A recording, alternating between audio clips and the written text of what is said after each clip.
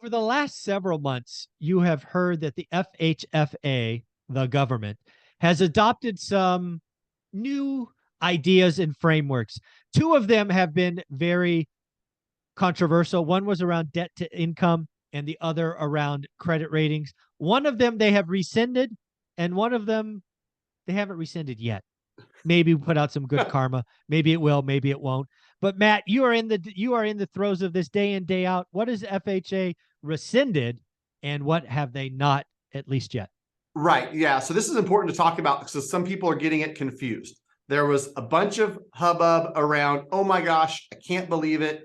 People with great credit are being penalized. They're being charged more. People with less than stellar credit are getting a discount.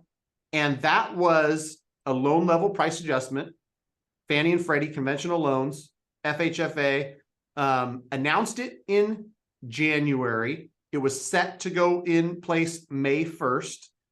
Lenders already priced it into their rate sheets in February and March. Unfortunately, everybody, that ship has sailed. That's in place. That's a done deal. And you can see those adjustments have already been made when it comes to pricing on different loans at different down payment amounts and different credit scores.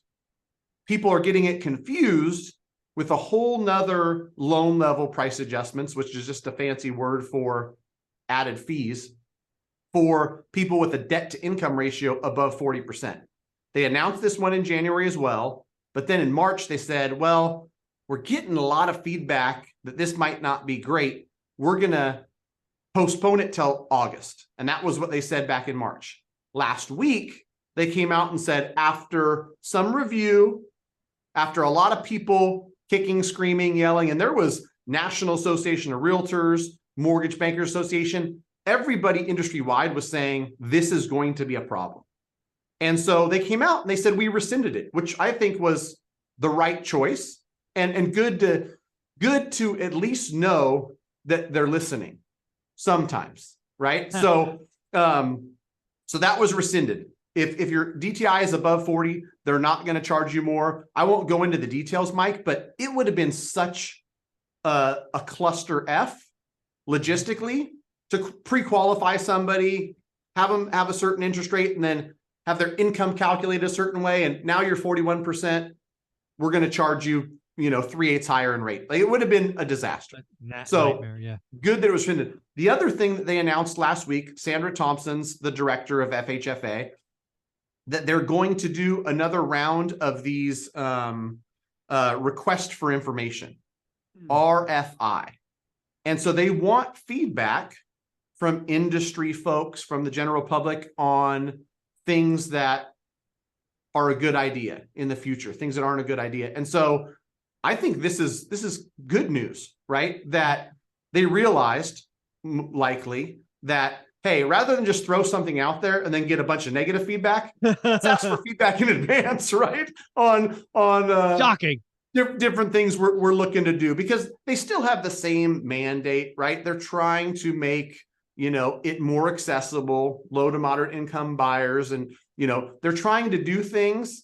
And the more feedback we can give, general public and as an industry, I think the better job they're going to do. So I know different organizations I'm involved with are going to be giving the feedback. And I think it might be open until like August or September. So you won't see any of this stuff implemented till probably Q4, but they're listening. That we could say that.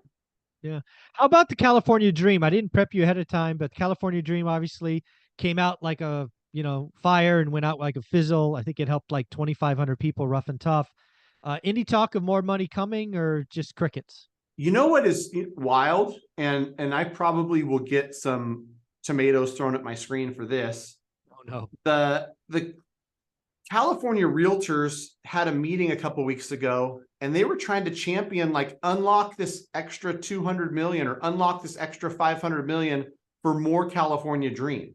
And when I think I was out of town when I saw this stuff, but I thought to myself, do I have the energy to explain to them why this is a bad thing? That initial tranche of 300 million that was used up in 8 calendar days or whatever it is, those loans are starting to close. I've also unfortunately heard some really sad stories about ones that fell out, sellers canceled because they couldn't get it closed in time. But you and I know that we don't want to add We don't need fuel demand to the demand fire. It will cause a whole bunch of problems, but I haven't heard any more of it. But there's realtor associations lobbying to get those funds. And that's obvious, right? They want the transactions. They're starving at 4 million transactions. They'll do anything to get extra transactions. Right. Yeah. The problem is like, do I want to hurt 90% of my clients to help 10% of them? Because it'll cause home prices to go up. It'll cause a bunch of pain and unnecessary, we don't need demand. We need time at this point. We either need supply or time, because that's the only way to get through this. We've also seen rates come up the last little bit. I'm just guessing it's kind of the debt ceiling nonsense, which unfortunately we seemingly have to go through every couple of years. Do you still think rates kind of trend lower as we get kind of the end of the year? I think so. I think that, barring anything dramatic, and I think, for a layman like me who follows that stuff at a, really simple level, like they always work out the debt ceiling. They just use it to negotiate against each other, but it always works out, right? And so, barring the first time in history that the US defaults and something bad happens there, I still think that all the things that are going to continue to come out with inflation going down, not as fast as some people would like, and it won't have as dramatic effect on interest rates. I think we still can get sub 6 by the end of the year. And a healthy slow tick down from 6.5 to 5.999 would be okay. We just, there's no path to 5.5%. There's no path to 5%. And even if there was, I wouldn't root for it because it would hurt housing more than it would help it. Yeah.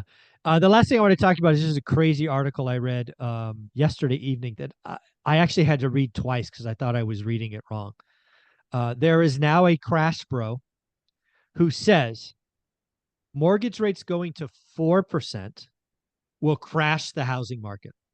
Prices will crash housing prices. What in the world? He missed the one. Mortgage rates going to 14%. 14? That would crash the housing market. I agree with them there. Right? Yeah, you're right. It was a typo. That's what it was. You typed 14. You missed the one. Man, people say some dumb stuff, Mike.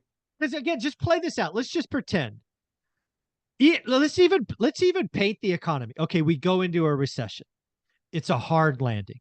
We go from 3.4% unemployment to 7%.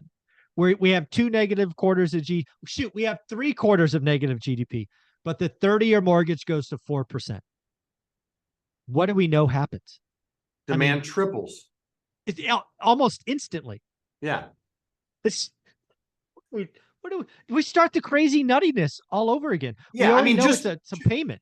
Just, roughly, demand triples and we unlock 30% more inventory.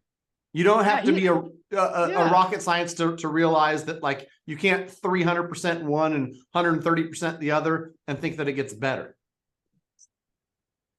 Yeah, because all you do at 4% is you do unlock the move-up buyer, right? But again, they are a buyer and a seller, right? So it's not like just supply. Right? So they sell this, but they buy this, and it's just I could not even if we're in a recession, unemployment is double. If interest rates are 4%, housing is going up. I don't want that. We need time to kind of spread this thing out. Man, I couldn't believe I read that. So I'm glad I didn't miss something. Yeah. Well, I believe you read that because I believe there's a bunch of crazy people on the internet. You believe there's people that just want clicks to get paid on ad revenue? I mean, shocking. I mean, it's crazy stuff. I mean, they don't have to do anything except for make crazy videos, and they can earn a living doing it. What a beautiful country. What a wonderful world. Yeah, that's right. What a wonderful country. You can make nonsense videos that have been wrong for 5 years in a row, have yellow font in front of a burning house, and you make a lot of money. I mean, Diana Olick gets to keep her job for a decade straight of being wrong. So Good point. Good Anything's point. possible, Mike. Oh my goodness. Well, folks, if you want to get qualified, you want to be part of, if you're in Fresno, we're going to have a resource for you there in person at the hub. But if you want to get started, how can they reach out to you? Greatmortgagebroker.com. Fill out that form and we'll be in touch. Thank you, buddy. Appreciate you. Thanks, Mike.